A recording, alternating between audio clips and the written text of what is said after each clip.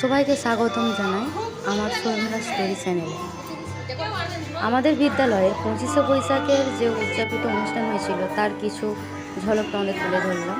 আমি ক্ষমা প্রার্থী, একটু দেরি হয়ে গেল দিতে ভিডিওটা। নিজের একটু পার্সোনাল কাজের জন্য ভিডিওটা এডিটিং করতে, ভয়েস দিতে একটু লেট হয়ে গেছে। কেউ ভিডিওটা স্কিপ করো না। আমার ছোটো বাচ্চাদের, আমার দিদিমণিদের, প্রধান শিক্ষিকা সবাইকে নিয়ে যে অনুষ্ঠানটা আমরা করেছি একটু সবাই দেখে যাই। আমাদের এখানে সব ম্যাডামরা চলে এসছে। এক ম্যাডাম লিখছেন, এক ম্যাডাম মালা গাচ্ছেন, আর এই যে আমাদের প্রধান শিক্ষিকা, তিনি কতগুলো হাতে ফুল চন্দন নিয়ে নিয়েছেন।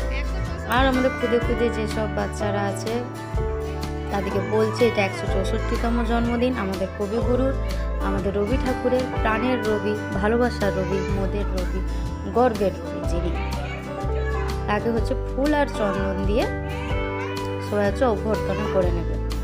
সেটাই হচ্ছে আমাদের হেডম্যাম সবাইকে বলছে। একে একে সবাইকে হচ্ছে দেওয়া করাবে, কারণ তাদেরকে যদি না ভালোভাবে বলা হয়েছে তারা জানতে পারবে না বিষয়টা কী। এটা হচ্ছে আমাদের ক্লাস 1-এর ছাত্রী অনিশা সেনাপতি। সে যাকে চন্দন দিল, চন্দন দিয়ে আমি তাকে বলে দিলাম মারে ডান হাতে চন্দন দাও। আমরা সবাই বাচ্চাদিকে সবাইকে, মেয়েদিকে হচ্ছে মা, ছেলেদিকে বাবা বলে সবাই সম্বোধন করে। একে একে এটা হচ্ছে কেজি 2-এর ছাত্রী আন্নবী কর্মকার। সবাই চন্দন দিচ্ছে, ফুল দিচ্ছে। তারা ভয় খেয়ে গেছে, না যেভাবে বলছে সেভাবে কোনো ভয় নেই, আমরা সবাই আছি তো, তাদেরকে তো শিখতে হবে। আমরা এই পুরো অনুষ্ঠানের দায়িত্বভার আর প্রতি বছর আমি করি। এবারে এই অনুষ্ঠানের দায়িত্বভার নিয়ে দিয়েছিলাম আমাদের 4র্থ শ্রেণীর ছাত্র স্বরূপ রবিদাসকে। যে তুমি বলছো ম্যাম পারবো? আমি বলছি হ্যাঁ নিশ্চয়ই পারবো। আর এটা হচ্ছে আমার ক্লাসের ছাত্রী, ক্লাস 2। আর আমাদের বিদ্যালয়ের নিয়ম যে যার একটা টিচার একটা ক্লাসের পুরো দায়িত্বভার তার, খালি 3-4টা একটু অল্টারনেট করা হয়। আর এটা হচ্ছে আমাদের হেডম্যাম প্রধান শিক্ষিকা পৃথা গাঙ্গুলি। তিনিও ফুল দিয়ে কবিগুরুকে সম্বর্ধনা করে নিলেন। আর যে মালা গেঁথে দিয়েছেন আমাদের মিতালি ম্যাম, খুব সুন্দর হয়েছে না, একটা বড় মালা গেঁথে দিয়েছে। মালাটা গেঁথে দিয়েছে, আমরা সব ফুল দিয়ে ডেকোরেটও করে নিয়েছি। সম্বর্ধনা জানানো হয়ে গেল। এবার আমাদের অনুষ্ঠান কর্মসূচি শুরু হবে। এই হচ্ছে আমাদের স্বরূপ রবিদাস, যাকে দায়িত্বটা নিয়ে দিয়েছি। আর প্রথম আমাদের ক্লাস আমার বৈশাখী বাড়িতে নিয়ে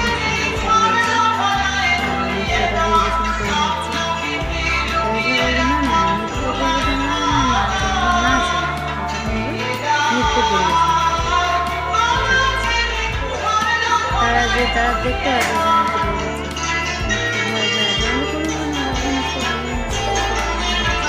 কি সুন্দর সেরেছে না। আমাদের সময় আমরা এত কিছু করতাম না, কিন্তু এই জেনারেশন আমাদের এই বাচ্চারা কত কিছু খাচ্ছে, খুব সুন্দর সাজিয়ে দিয়েছে, কত সুন্দর নাচ করছে। তাদের নাচের পর আমরা ডেকে নিয়েছিলাম আমাদের ক্লাস 3 একটু বক্তব্য বলে শোনাচ্ছিলাম। সে একা রক্ত রাখো। এই একটা ছাত্রছাত্রী আছে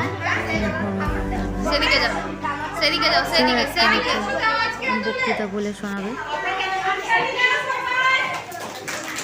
তো ভিডিওটা চেঞ্জ করানো, ভিডিওটা একটু আমি কেটে দিয়েছি, কারণ সবাই হচ্ছে অনেক বড় তো, একটু একটু একটু করে টাচ করে গেছি।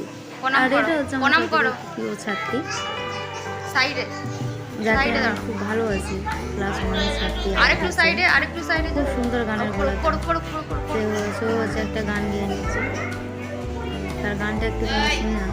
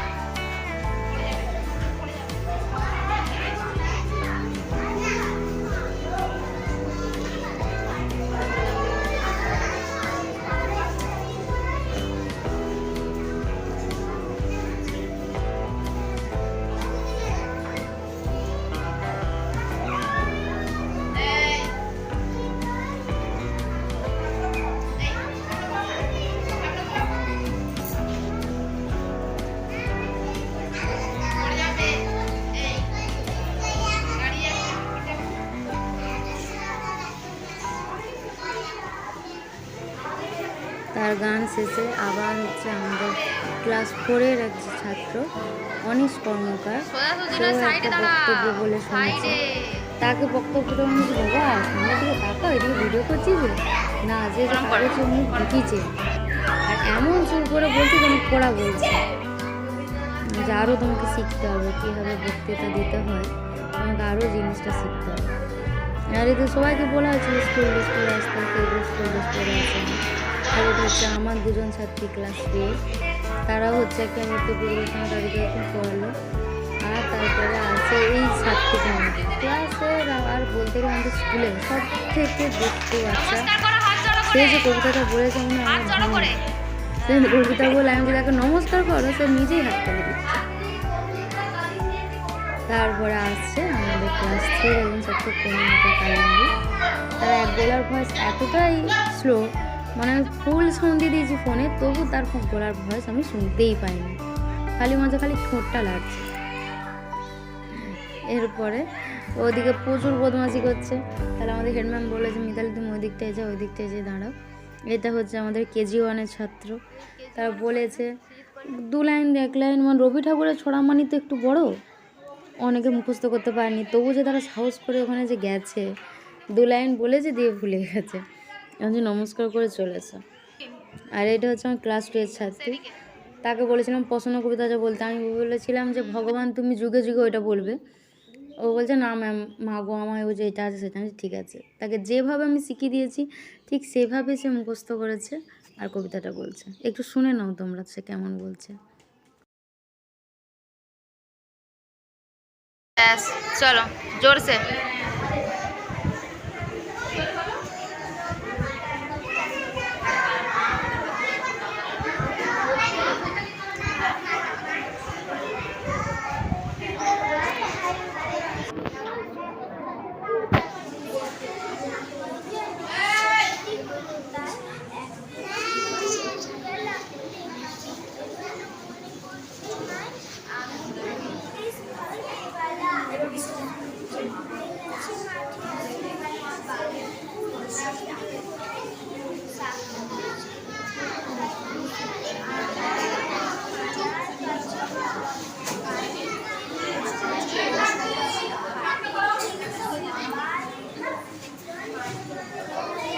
তার কবিতা আবৃত্তি করা হয়ে গেছে। এরপরে হচ্ছে আমাদের KG 2-এর ছাত্র রামরেণু ঘোষাল, এই বাচ্চাটি আমাদের স্কুলের প্রত্যেক অনুষ্ঠানের কবিতা আবৃত্তি করে এবং তার বাবাও পিছনে স্টেজ পরিচালনা করে, সেও করছে। আর এটা হচ্ছে আমাদের ক্লাস 1-এর ছাত্র কনিকা কালিন্দী, সেও হচ্ছে একটা কবিতা পাঠ করছে, হাট কবিতাটা বলতে বলতে মাঝখানে ভুলে গেছে, আমি প্রণাম করে চলে আসি। তারপর আমাদের যে প্রাক্তন ছাত্রী, প্রধান শিক্ষিকার মেয়ে, আমাদের সবার প্রিয় ছাত্রী ঐশিকা করে, সে একটা নৃত্য পরিবেশনা করে আমাদেরকে দেখালো। তার নাচটা তোলা ছিল না, কিন্তু এতটাই সে নাচকে ভালোবাসে, নিজের মন থেকে প্রতিটা স্টেপকে সে একদম সুন্দর করে হচ্ছে করেছে।